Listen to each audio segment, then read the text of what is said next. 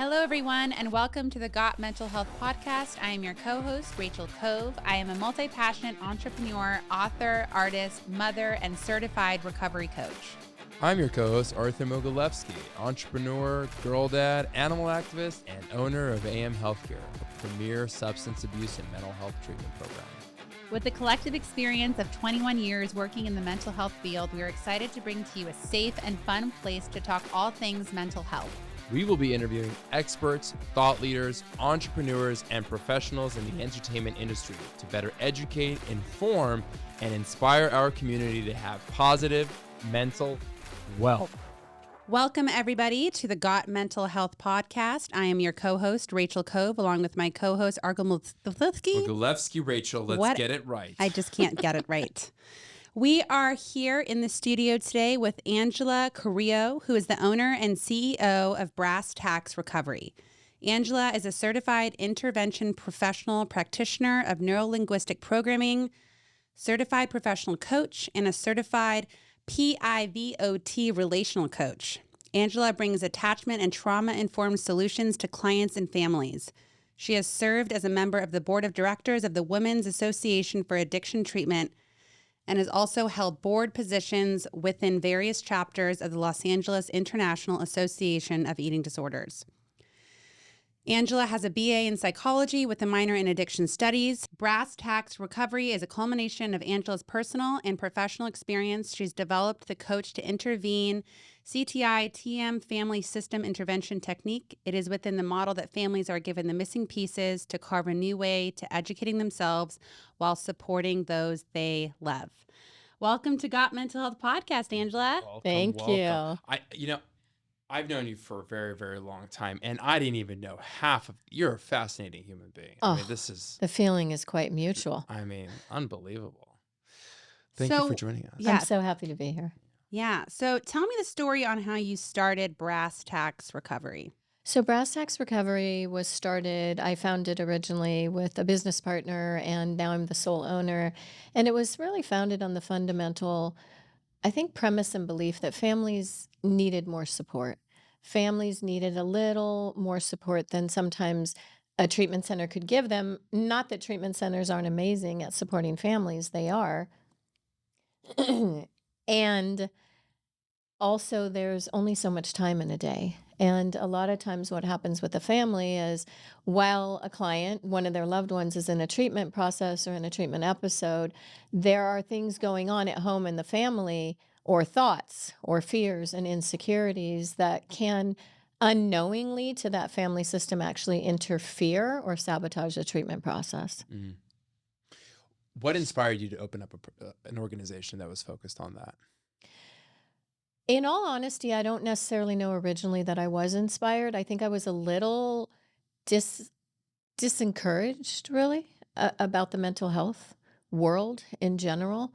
And my history was outside of the mental health industry. I've been in the industry now for 15 years. Yet once I was introduced to the concept of supporting families, and mine wasn't supported. My family system is riddled with mental health and addiction, and a lot of it is untreated. So once I was exposed to the work that you can do with families, something just kind of caught on fire inside of me. And I saw that this family can get better. What are some of the signs of an untreated family in your experience? I think the definition untreated is vast, but if we were to narrow it down for the sake of this conversation, I think untreated family systems generally will have codependent behaviors in them, enabling behaviors. But I'm also careful to say to a parent, I'm not just going to say, hey, you're codependent, you need to let go of your kid. This is a parent, and the most important thing in their life is their child.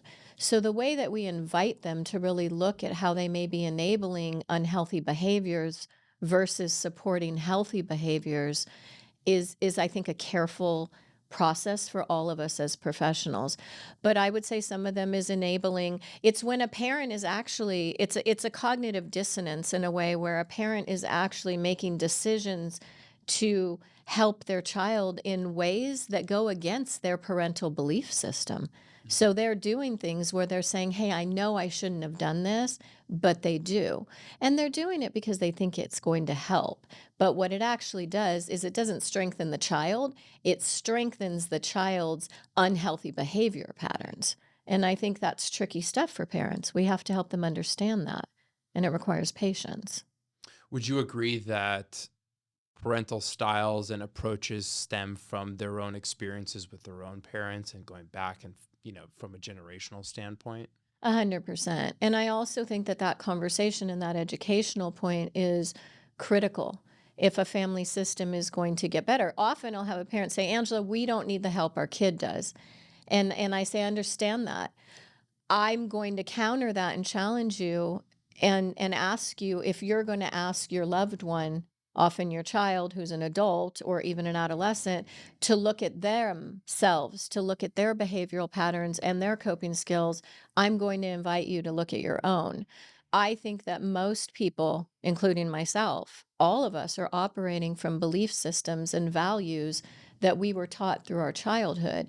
And those transgenerational messages and how we emotionally regulate are then being carried into our adult life. So, in other words, how I react or respond to anything in the world, people, places, or things, is coming from the coping skills that I learned through my childhood. So would you say that a lot of your approach comes from the place of let's revisit where your childhood and what it was like in order for us to be able to kind of reconfigure that as to how we're going to approach your own child? So within my scope of practice, right, coming Right. from intervention, case management, and family coaching, I'm absolutely going to introduce that conversation and we talk about it. We talk about what it looked like for them. It's actually one of their assignments that they do. Right. The clinical team that's doing the family therapy is going to really delve into that. But yes, it's important. I don't want them to look back. I don't want them to look at the past and then stay stuck on it. Yet it's important for them to look at the past and look at what did they learn from that past experience that is currently dictating the way they're making decisions in this current one. I absolutely love that. I often tell people we have to visit the past to understand the present, and we have to understand the present to create a new future.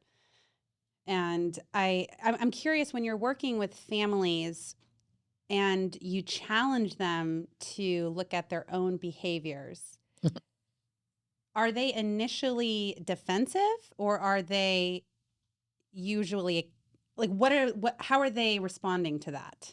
It's such a huge question, I right? know. It's so huge and it's so important, and I'm grateful that you asked it. I was just speaking with a father this morning, actually, on the way over here. I was speaking with a husband and a wife, and the dad and I were having a conversation because he was feeling impatient around something, and he has his own stressors, right, going on in the world. So it depends. It depends. I think that's our job as mental health professionals to understand how we're going to language certain ideologies and certain concepts so that that parent, that human, it's human. It's a human being that I'm working with. How is that human going to receive this information in a way that's going to invite them into the solution, right? Because if I offend them and they feel they need to defend their character, then I'm not doing what I need to do, right? I'm not helping them enter a process that's actually going to get them to the result. I tell them all the time, I have one goal. The good news for me is I only have one goal, and that's helping your loved one get better. So if my focus is, and that's your goal, that's why you called me, then let's talk about what we need to do. What solutions are going to get us there? But the caveat or challenge is shame and guilt.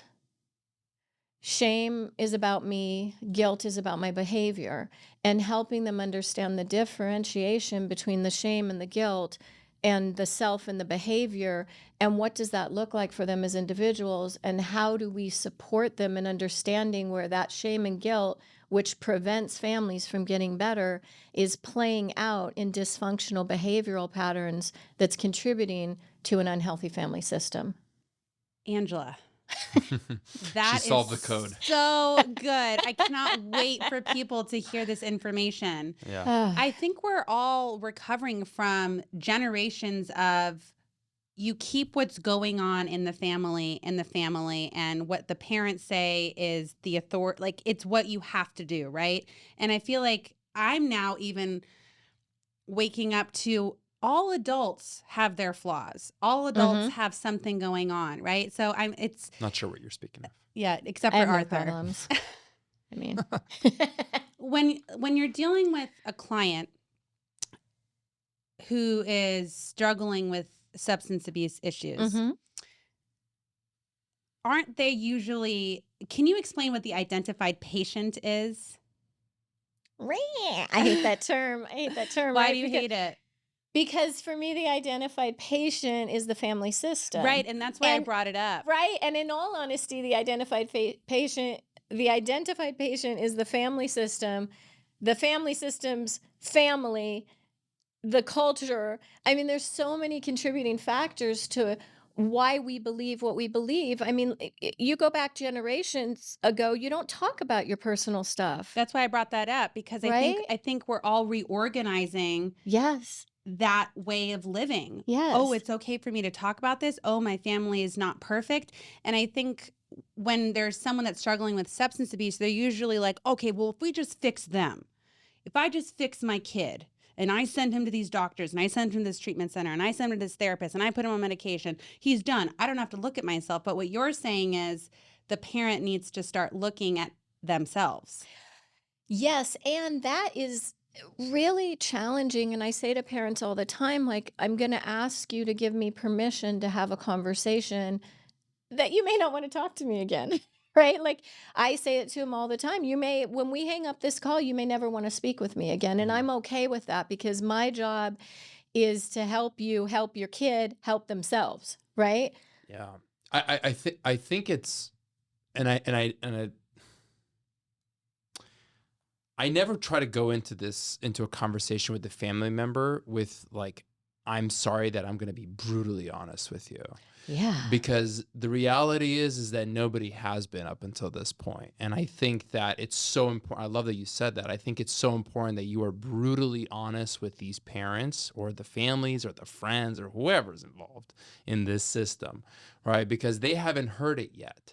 And a lot of the times, I think they truly appreciate it when you're done with it all. Whether they agree with you or they don't, They totally appreciate they it. so appreciate it because for them, first of all, and excuse me for you call them out on their shit, right? Which Don't say shit. Sorry.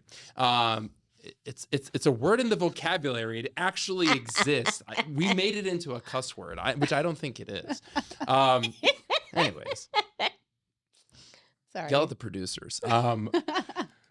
So, but I really appreciate that you said that, and I don't think we have to be apologetic by any means for being honest with people, especially with families, because this is a life or death type of situation that we're dealing with. This is something where you can lose your child, you can lose your loved one through this process, whether it be drugs or alcohol or suicide or any other things. I mean, this is a very risky thing, and we don't have time for niceties. We have to be that direct. So I truly appreciate that. I always get asked the question, how long is this going to take? Like, will they be fixed in 30 days? Like, can I do it in 2 weeks and just be on my way? What do you tell the families that start bringing up timelines and expectations for those timelines? A timeline, a lot of times what I ask families when they ask me how long is this going to take, right? Well, how long did it take to get here? Mm. What do we have to do to Agreed. make it change? Yeah. Well, what have you been doing to keep it the same? Right? These are questions that I have for them because I want them to understand when I'm honest with them, it's my perception. I mean, your Sure. perception is yours. This is my perception. I just want you to know what my perception is based on. Right. I'm going to educate them on that, on the experience I have. I'm also going to say the reason I'm sharing this with you is because God forbid something happen. I don't want you to call me and ask me why I didn't say this. Sure. That's So fair. it's my responsibility to share with you. It's your choice to do what you want. It's your family. But if you're calling me and you're asking me what I think you should do, I'm going to tell you, and I'm going to tell you why. So I think this is frightening for any of us, though, because the way that we defend and protect ourselves those cognitive defenses, those behavioral patterns, those survival skills we've learned, when those get challenged, that creates vulnerability. And it's very hard for a parent to be vulnerable around their child, because if I don't have the answer for my kid, then what's wrong with me? If I can't figure this out as a Yeah. parent, what does that say about me as a parent? Yeah. Goosebumps. Because And you're that's a where parent. I 100% agree with you. Speaking as a parent, and especially like being raised in a cultural household, Eastern European, there's no emotions. Like dad's got to solve the problems. The mom is dependent on dad. Yeah. And that's okay. That's how life goes on. And vulnerability doesn't really exist. I'm not here to be vulnerable with my kid. My kid is here to be vulnerable with me, and I'm here to be the sounding board and just give advice and fix the problem. Because I'm here to make your life better than mine was. Right. Because that's my Yes. job. Yes. My job as a parent is to take what I've learned from the mistakes and the heartache that life has thrown my way and to save you from that. So it is biologically built in a parent to protect their child. And I'm going to ask you to change the way you do that. That takes time. Oh, absolutely. One other thing, I agree with the notion that my role as a parent is to make your life less complicated, or not, I wouldn't say easier, but different from the way that the negative things that affected my struggle life, less. right? How I do that Yes. is the thing we need to focus on doing differently. And we can't focus on how you do that until we talk about why you're doing it. 100%. Goosebumps. I am so, again, I could just, it's so simple, It's so- but it's so But complicated. it's so complicated because we're humans and I- we're scared and we love. Oh, it's and I think what we're also working with is we're asking people to face their shame. We're asking, which is the hardest thing Yeah. to work through if you don't have the skill or the tools to work through shame, because shame is I'm bad. And if no one taught me as a parent to work through my own shame, I'm going to project all that shame onto you, but it's going to come out as anger and Or overprotection. or overprotection. And so speaking of survival mechanisms that you were speaking to before, how is denial a survival mechanism? I mean, in a lot of ways, it's almost biological, right? You get into some sort of a physical accident, you go in shock and you don't even remember what happened. So I want to give denial. It's kind of like, yes, right? Like I think anything that is used to protect us is a good mechanism. It's how we're using that mechanism that's going to differentiate. Is it really protecting the situation, or is it actually protecting the dysfunction of the situation? Why would anyone want to protect the dysfunction of the situation? I think there's a lot of reasons, and I don't necessarily know that anybody would consciously choose to deny a situation, but I think that to deny it would be, it's too overwhelming. I have too much going on as a parent. I have other kids. It's affecting everything. I'm now traumatized. I have to go to work. I got to make money. I got to keep a roof over her head. Like there's so many basic needs, right? Like Maslow's, right? Like there's just the basic survival needs. And to some degree, denial is so deeply embedded within that individual that they've been denying their own right. humanness and or pain for so long that to ask them to be conscious and engage with their own pain is going to take a minute. I mean, if you've been doing something for 20, 30, 40, 50 years, Oh, yeah. right? I can't expect a shift immediately. For use of the wrong word, is there hope for people like that? I would not be doing what I do for a living if I didn't believe in hope. I don't believe in fantasy, but I believe in hope. And if you change, if A plus B equals C, A is the family, B is the client, and C is the result. If I can't help that client change, then I'm going to help that family change, and we're going to get a different result. I think the biggest fear, or not fear, but safeguard that a lot of people use is, well, I've been doing it for so long. I'm so used to it. I'm 60. I can't change. I'm 50. I'm whatever the reason is. Or I'm 20. I still have another 60 years ahead of me. What's the point of changing now? Right. So it's like it goes back to time and where they are on that spectrum and the willingness to change and using that as an excuse. Right. And I love what you just said. It doesn't matter where you are. There's hope for everybody there. And hope is followed by will. Right. The will to change, the want to change needs to be strong, and then you don't need the hope anymore because the will is strong enough, right? Yeah, and the beliefs, the beliefs and the values that are governing the thoughts, that are governing the actions, that are creating the decisions in life, right? Right. All of that is equally important. And I agree with you. And yet, what's your motivation for change? So if you're going to call me and tell me that you're afraid that your kid's going to die and yet you're unwilling to do anything different, then I'm going to ask you, what is your motivation for calling me then? That was going to be my next question is, how do you know when a family is at the stage where they're willing to change? They start listening differently. They start asking different questions. I do want to say this on behalf of families. Over the past 7 years, in really working strongly within family systems, I would say that over 90% of the families that I have worked with are 100% willing to change. They want to do the work. It's just about how they're invited to do the work. I love that you said that. And I love that you used the word invited. It's such a, because we're not telling you what to do. I'm inviting you into the experience, and we're all working together to create this outcome that we all want. It reminds me of this man I was working with one of his kids, and I think the kid was, I say kid, that makes me feel old now that I can say kids in their 20s are kids. Anyway, he started crying because he didn't know how to work through the guilt of the harm that he felt he caused his kid. He felt like he created his kid's addiction. Yeah. And it broke my heart. I was also proud of him for wanting to even look at how has his unconscious behaviors contributed to his kid. So to speak to the family member who is working through that piece, do you feel like a parent is responsible for their kid's addiction? Do I feel like a parent can contribute to some unhealthy behaviors? Yes. I love how you phrased that. Me Do I too. feel that a parent is responsible for their child's addiction?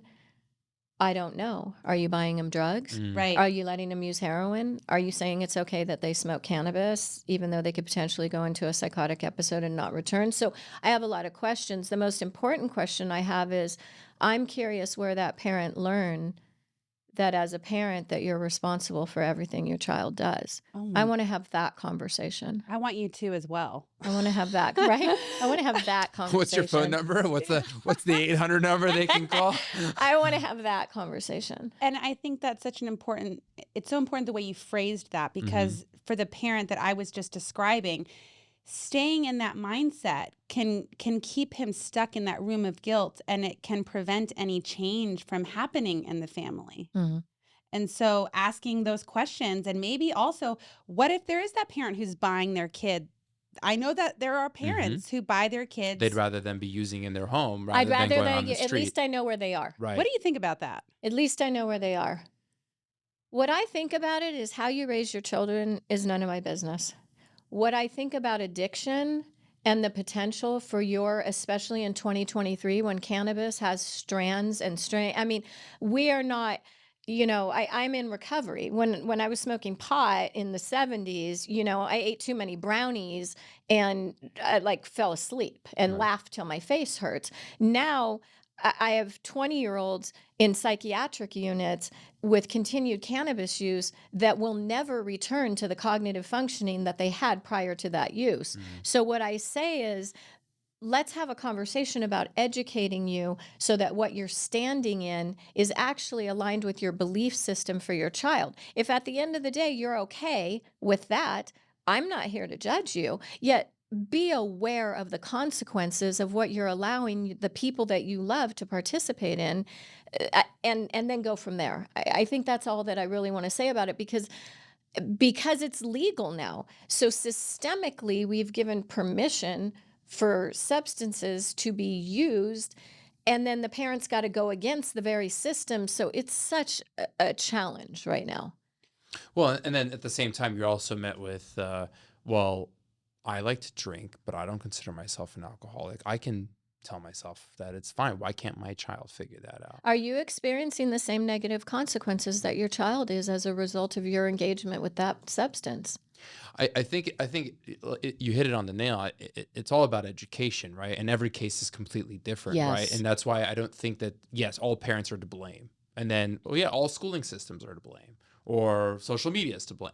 There's so many facets that create a human being these days, and their egos and their personalities and their fears and their everything, right? So it's not just a parent thing, but the parent is a contributor, right? And it's about, your role as the coach and the savior and whatever, however you want to call it, is to educate that individual about what their boundaries or the lack thereof is creating. 100%. And I love when you and talk about denial, right? There we go. Blame is denial. Talk about a lack of accountability, right? sure. Recovery from anything requires accountability. If I'm eating too many jelly beans, for God's sakes, and I have a stomach ache, then I Yeah. need to be accountable for the Right. fact I'm eating too many Right. jelly beans. Right. Accountability is critical. Are You you ate a lot eating of too jelly many beans? jelly beans? No, this is me raising my hand to talk, because I really loved what you just said. I've done this since I was little. Maybe it's because I grew up and we all interrupted each other. So I was like, sure, it's my turn. They do that at my office. Yeah. I'm like, why are you guys raising your hands? Like the talking. I have like the talking pillow. See, I never raised my hand in class. I think that was the problem. You just started talking. Yeah. See, my parents needed to force that into me. Did you sit in the Raise your front row hands. or the back row? Always in the back. Yeah. Oh, really? Oh, always. Is that a thing? Like sitting? Oh, with- it's a thing. What's the thing? There's a thing. What's is the thing though? I feel like if you're in the front, you're more eager and willing, and you're like to accept the information and participate in a healthy way. If you're in the back, you're going to create mischievous actions, 100%. and that you just don't want to get caught. So, I love it. Yeah. I think I've my whole- psychoanalyzed myself No, it makes sense. thoroughly. My whole life has been a process from the back row to the front row. That's right. Right? Actually, like at every Right? event that I would ever see you at, you would always be in the front now. It's And been a eager process. to I used to be learn. in the back row, Right. like ruining my Throwing life. like But what were you going to spitballs say? I and- want to hear. jelly beans. You Jelly beans. said that blame is denial. Okay. How Blame is a lack of accountability. Blame is a lack of accountability, but I want to go into that subject because there's no healing if we blame each other. Correct? Correct, because I'm in a constant state of victimization, thus leaving myself disempowered. So if we have someone listening to this who is constantly blaming their spouse, their family member, their grandparent, their mom, their dad, their cousin, why would they be doing that? Well, one, I think it's a defense mechanism that maybe they're unaware of. Two, I think probably a lot of times when we blame people for things, there's some reality to the blame. Mm-hmm. You know, Mm-hmm. you did just step on my foot, right? I don't think it's just people wake up and go, you're wrong. I think that there's engagement in relational challenges that are going on. And yet to get to solutions for me in any relationship, I need to be accountable for my part. So how do you teach, what would be the first step to teach someone to be accountable for their behaviors? Well, let's look at your behaviors first. And how are they contributing to the problem? So we need to look at the crisis. What is the crisis? Why are you here? And then let's look at who's contributing to the crisis and in what ways. And then from there we can go, he just raised his hand. I'm just gonna start raising my hand. You're going to have to tap my shoulder because I can't see. That's all. Look, I'm like, Yes, Arthur? Me. I'm just- I actually love that sweatshirt. I don't know if you're flicking me off or what's. Yes, Arthur? It's a little bit of mental health without some laughter. I can't God, laugh. we in need to mental laugh health. more Yeah, we now. need to laugh more. We We do. So we need to laugh. more. That's we why I work in- try and make funny TikToks. Yes. To laugh but more. not laugh to escape, No. right? Denial. Because laughter is Denial. right. Yeah. comedians out there. Or not be don't- sarcastic and dismissive. Like, oh, that's just how he acts, Angela. Right, yeah. That's what he does all the time. He lies. Right. Ooh. That's a just good- who he that's a- is, that's a good Angela. one. He lies. But don't you? Raise your hand. I'm raising my hand. That right? Because I think that's what families do all And the they're time. all laughing. I They- said to a dad the other day, wait, you just told me that your kid lies all the time? Yeah, all the time. Well, why are we laughing about the fact that your kid is dishonest all the time? Right. Whoa, well, that's just how Ted is. What does that even mean? That's assigned family roles, right? There we go. Oh my God. So interesting. Wait, hold on. But it's I wanna, hold on. Go for it. okay, really quickly Hold because on. you just we don't have fun here. We just keep going deeper. You said family roles. And one of the questions I really was excited to ask you was when one person changes their role in the system, what happens to the rest of the system? Oh, that's when I get excited, right? Brass tacks loves disruption. Yet, we don't disrupt until we have enough clinical and safety support systems in place, right? Don't just go in and blow up a family system. That's irresponsible and unprofessional. Once everything's in place to support that family's shift, then begin. What happens? I get excited because change is happening. When a mom who doesn't speak because maybe dad or vice versa is the voice in the family, and suddenly on a call, she says, no, I agree with that. Wow. Yeah, that's huge. That's big. Have you ever, thanks for picking on me. Have you ever experienced a situation where you had multiple parties within a family system and you saw change in some and not others? Yeah. And then there was jealousy, resentment, there was anger being built because of that. Like, how did you circumvent those situations? Yeah, because I think what's happening for the family members that aren't changing is they're feeling a sense of betrayal, Oh, yeah. right? Damn, you are dropping the mic. Like we decided we're gonna be this way subconsciously against our This is our kids or pact. What are family, you and now you doing? just left me. Yeah, what are Wow, you that's doing? just It's chills. right. So then we need to turn our attention to the ones that feel betrayed and have that conversation Right. about that. Because you know what? In all relationships, career, romantic, anything, we unconsciously agree to things that are okay. You know, like if I live with you and you brush your teeth while you're standing by it, we've agreed that that's okay because I didn't Right. say, hey, go brush your teeth over there. Right. So we've got this agreement. And then suddenly one day you go to stand by me and brush your teeth. And I'm like, why don't you go to your sink? Wait, what happened? Right. So it's a funny example. My families know they always crack up at my metaphors, but it's poignant, right? Because if we've agreed on how this family is going to operate and suddenly we're going to change this, where's that going to leave somebody out? And I'm asking you to make changes in how you protect yourself as an individual within this system. And now I'm scared. I'm scared now. Mom used to not do that. That's not what it may be unhealthy, but at least I know where the dots are. Now you're moving the dots. Where do I go within myself? So that's why having the support systems in place for each of the family members is so critical before we begin to help them shift that, because somebody could really be left out. And that's heartbreaking. How often as a professional do you take inventory of where the families are at?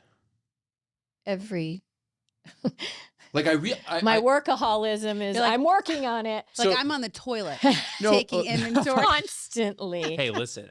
Constantly. Work gets done Yeah, on the throne. a lot of Okay? shit A gets lot. done while you're shitting. Literally. Right? Don't say that Don't word. say shit. Can't It use wasn't that word. a bad word. See, you used it in both ways. One way is okay, and the other was not. So how do we edit that out? Yeah. No, so I really segueing in because obviously I wish we had like 10 hours to talk today. There's a lot of mind blowing going on here. I really want you to go over your process with the families because the people who are listening, like I want them to understand what it's like to work with an organization like Brass Tacks and to work with Angela, right?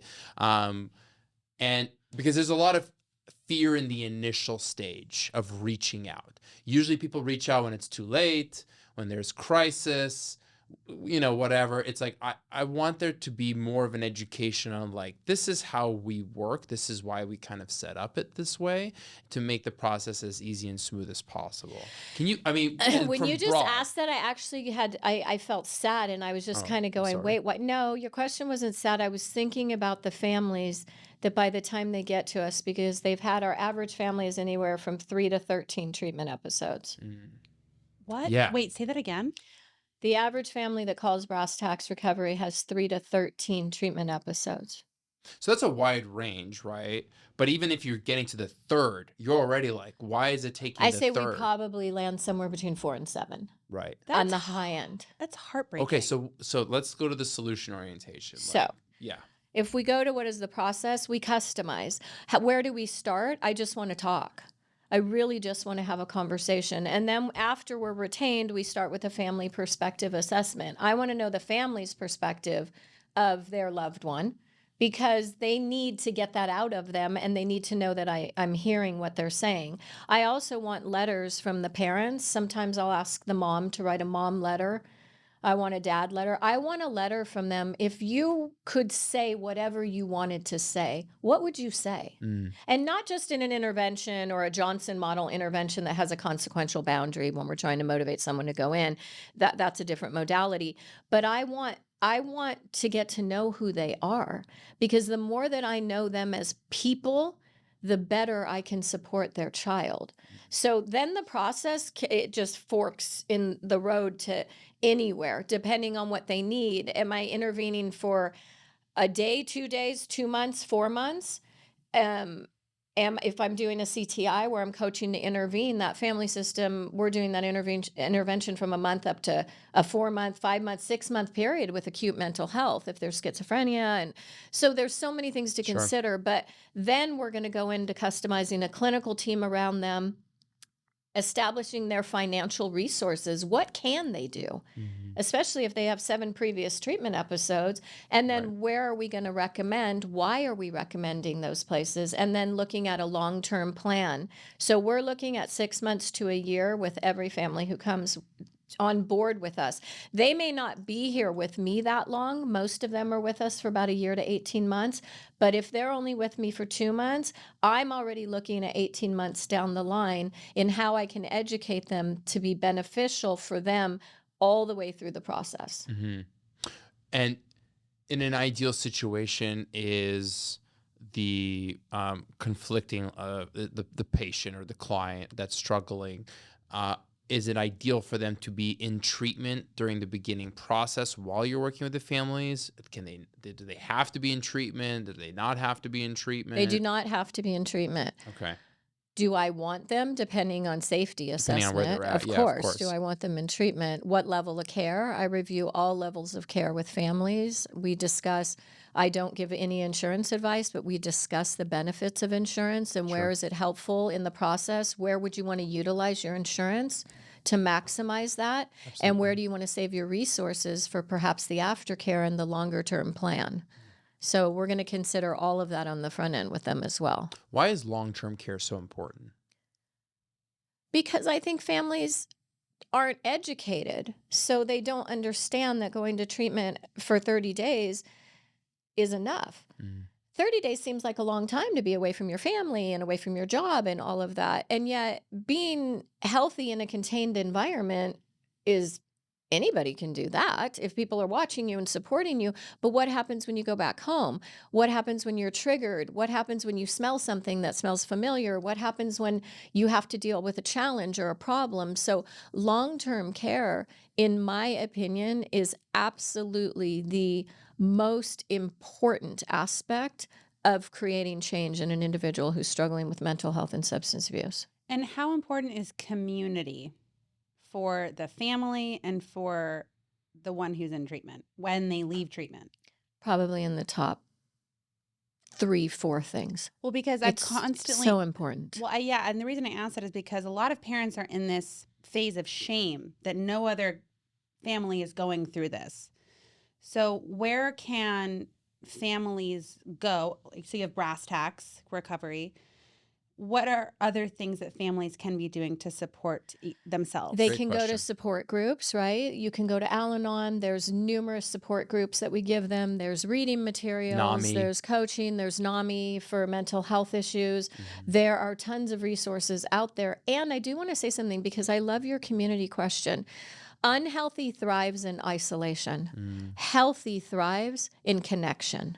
Love that. Alcoholism, addiction, and mental health have a tendency, those components will isolate an individual in a family system where recovery will connect them to others. There is nothing to be ashamed about. If somebody you love is struggling with substance use or mental health issues, we are all struggling in some way. Do you think things are getting better or staying the same as they've always been regarding that topic of shame around mental health? I think that we are doing a better job at minimizing the stigma. I think we are doing a better job at normalizing that we're all having a hard time. And as much as I was terrified by it, as we all were, and I didn't like it, the pandemic really leveled the playing field where we were all allowed to be afraid. We were given permission to be Yeah. afraid. And again, I don't like that. And yet we all were able to connect and be afraid. You know, we don't want to stay in that.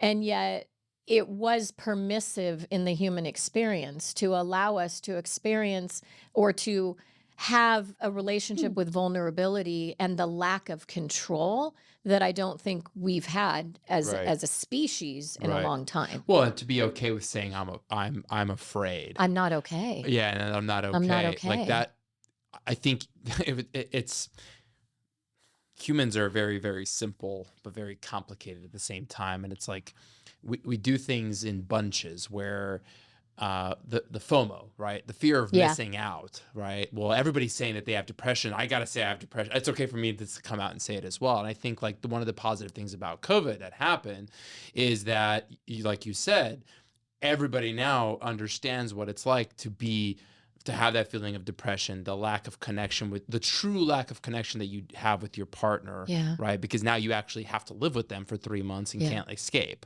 right? It's like, so there's commonalities and now everybody's talking about it. And it's like, oh, okay, now it's safe for me to come out of the hidden cave that I've been hiding in for such a long time. Yeah. So I think that's a huge piece.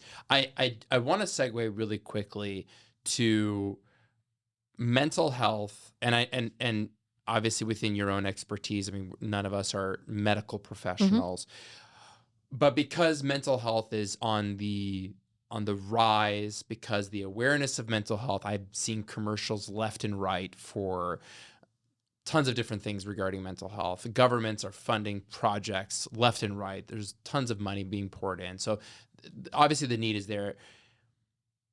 When it comes to medication management and medical care with mental health, like I'm seeing commercials like hers. I don't know if you've seen that commercials where now you can just order a script online. I don't know what the process is with them or Hims, where it's easy to now access medication care. When you have a family that comes to you and says, well, our psychiatrist prescribe these meds, or why don't we just have them go to a doctor and get medications? Like, what's your approach with families, in those types of situations? That's such a great question. I call it pharmaceutical vending machines, Okay. right? What I want families to understand is that medication is important when it's needed. Right. And I absolutely support it.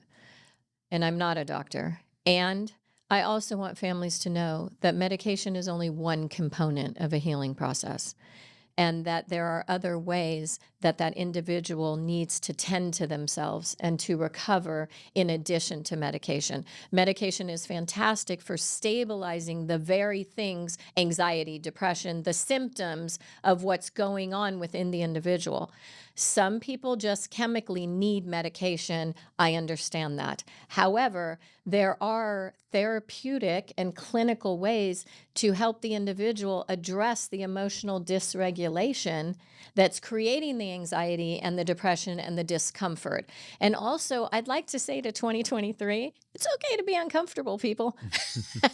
It's okay to feel weird. It's okay to walk into a room and be like, oh, I feel anxious. We all do. Yeah. Yeah, I love this subject. And I too am not a doctor. And I also have certain opinions. And I'm curious around this idea of over pathologizing. Mm-hmm. Sometimes I feel like people use their diagnosis as an excuse to not get better. And I'm curious if you have any experience around that. My suggestion is that I think that people with diagnosis remember that, one, it's a diagnosis, it's not your identity. And two, it's not a reason not to do different work. And I think three is the human being that you are and the goals that you have should never be limited by anything that you are diagnosed. I want to two hands. You're Okay. Arthur, would you like to talk? No. I want to commend you for saying that. Yeah. And I wish that psychiatrists and doctors that diagnose say exactly what you said after they make their diagnosis. And some do, but most don't, Right. from my experience. And I understand that each of us look at a human being in a different capacity. And I'm blessed that I get to pull the pieces together of like, oh, I want this psychiatrist. This psychiatrist is amazing, and this clinician and this clinical team, or, your treatment facility, right? Like I love that I get to be in that position. And yet I do want to invite parents and everybody who's on medication to understand that you don't have to be medication or not medication. You can be medication, and I want to work on my spiritual life, and I want to work and learn to prioritize my life, and I want to work on my emotional dysregulation, and I want to take some leaps and I want to grow. So I don't think a diagnosis is an excuse. Be careful what you attach yourself to as you define yourself in this world, Oh my would God, be I my answer. love that. Be careful of what you attach yourself to. As you define yourself in this world, that's my answer to that. That is really important because I hear these sentences all the time. Oh, she's just emotional because she's bipolar. She's just emotional because she's borderline. He's just acting that way because he's a narcissist. And they just leave it at that. Mm-hmm. And I don't like it. Well, neither do I. Look, there's big topics about this world that maybe I'm not in complete alignment with around certain big funded companies that do things, but that's not my business. What is my business is the person who's in front of me. I want to educate them, and I want them to understand that they are not limited by anything in this world, and that you get to be who you are. Just keep yourself safe. Try not to hurt yourself. Try not to hurt anybody else. And are they borderline? I mean, are they? Or maybe do you need an incredibly sophisticated, savvy, attachment-focused, internal family systems therapist that's going to help you heal the part of you that feels like you can't regulate your emotions when things are uncomfortable? Right. And the DSM might not agree with this, but a lot of people would say that a lot of the diagnoses are attachment wounds. I said it, but if someone gets mad at me, someone gets mad at me. I say it all day long too. I think that that's missed, and brilliant clinicians understand that the way that we are raised and how we attach to the very caregivers in our lives is going to determine how we attach to money, relationships, love, career, success. 100%. It's a real thing. So I just want us to pay attention to that more in the mental health industry. I cannot wait to have people hear that part. I actually really can't wait for everyone to listen to this entire episode. You said Thank you. so many things that I want people to listen to on replay, that how you attach to your families is how you attach to money, everything that you attach to later on in life. Yeah. And so I actually think it provides more hope for people, because I think it provides people with more of possibility to change something. That if you don't like something the way that it is, well, let me look at how I'm attached to it and why I'm attached to it. And what was my relationship with money growing up? What did I learn about money growing up? What did I learn about romance growing up? What did I learn about this and this and my attachment to this? What did I growing learn up? about me growing up? Yeah. What did I learn about me, right? Attachment is something I understand personally because my mother left when I was 3. So what message did that give me about me, and how did that create the way that I attach to things? So what did I learn about me when I was growing up? That's the conversation I want to have with everybody. Yeah. Yeah. Do you have enough space? No. I want to ask you a personal question. Okay. Okay. Transition. This has to do with mental health. but I'm more my own curiosity, to a partnership, from a partnership Mm-hmm. to sole ownership. Mm-hmm. Talk to me Ooh. about your transition. You went there. I did win He it. did. I really want not I don't need the No, deep, I'm talking about you Yeah. personally, like your brand, everything that brilliant podcast, but I really want the people to know you just a little bit more personally in your own transition through that process. I think transition should be honored more. Yeah. I mean, it depends on which transition. Obviously, they can go the other 100%. direction too. Yeah. Right. But, I think it was an incredibly powerful transition for me as an owner, as a woman, Mm. as a woman, it was huge because I was able to look at a lot of beliefs that I had even around myself and where those stem from. I think it was sad to some degree because when you begin something and you build it with someone, there's always an honoring. Like I have a lot of space of gratitude, and I honor anything that I get to do with anyone at any given time because we contributed to each other's lives, and together what we built contributed to the lives of others. right. There were moments where I was like, what am I doing? Do I want to do this? Do I really want to do this? And then just knowing that for me, Brass Tacks felt like a baby that I had brought into the world. And for me, it was like, I had to ask myself a question. Am I okay watching my kid just run off into the sunset and maybe wear 2 different colored shoes? And I got to be like, yeah, that's okay with me. Or am I like I want to have some say over that. Right. So it was it was deep. It was hard for me. And in the end, it was incredibly beneficial. Thank you for your vulnerability around that. You're welcome. I just thank you as woman to woman. Yeah. I mean, it's hard. Yeah. Transitions are so overwhelming. And I think the more we openly talk about how challenging it can be, it actually becomes less challenging. Yeah. The weight gets lifted off of us. And for anyone that's listening, give yourself permission to talk about the overwhelm, to talk about the transition, like you said. And the sadness, right? Like, oh, that's change. Oh, I kind of miss that. Like, oh, okay, and it's and then it's business, and then you doubt yourself, like, should I be feeling this way? And it's like, no, you should be feeling the way you're feeling, and now you get to choose how you respond to the way you're feeling. I just love that.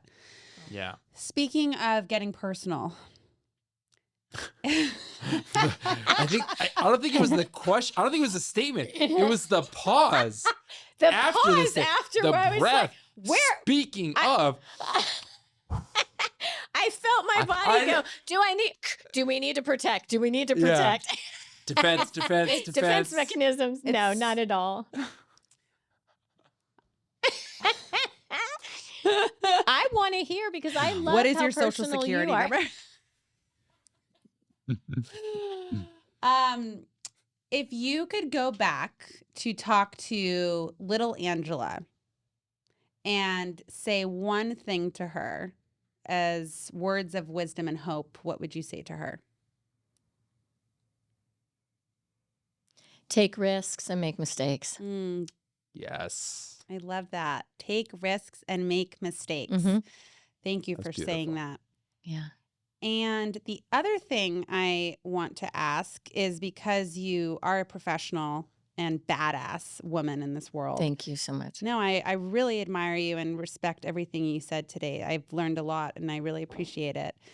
How do you take care of your mental health today? How do you take care of compassion fatigue that exists? And how do you know when to take breaks? I don't think I did. Honestly. I'd love to say, yeah. How many missed calls did you have during this podcast that you're going to have to 100%. I'm get like- back on? I don't. Anybody who knows me knows I don't do great self-care because I love what I do. Like, I love this crazy stuff and I love the passion. I believe in what we're doing. So my self-care, I continue to work on it. I'm getting better. But I'm maybe boxing. But maybe that is part of There you go. self-care. I'm boxing. There you go. Love boxing. I mean, how do you think sorry, that's a bad way to sell mixed martial arts, and boxing is like my broken finger. But I love what you said. I love what I do. Maybe that is a form of self-care. Well, I think about that. I've been exploring that lately because people will kind of give me a lot of like, oh, you work too much. And the other day I stood up for myself in the moment and I went, what if I love what I do? Mm. You know, and my friend was like, and because he kept challenging me on it. And I got a little irritated, and then I went, but I'm okay. Like, I think I that's like him this. himself challenging his own notion and what he's doing in his career and Yes. projecting that onto you. Onto me. Yeah. Right. Yeah. So You're so smart. I don't really know You're who this so person smart. was, but just psychoanalyzing here for a quick second. But it's true, though. I apologize if it's somebody I know. I'm just joking.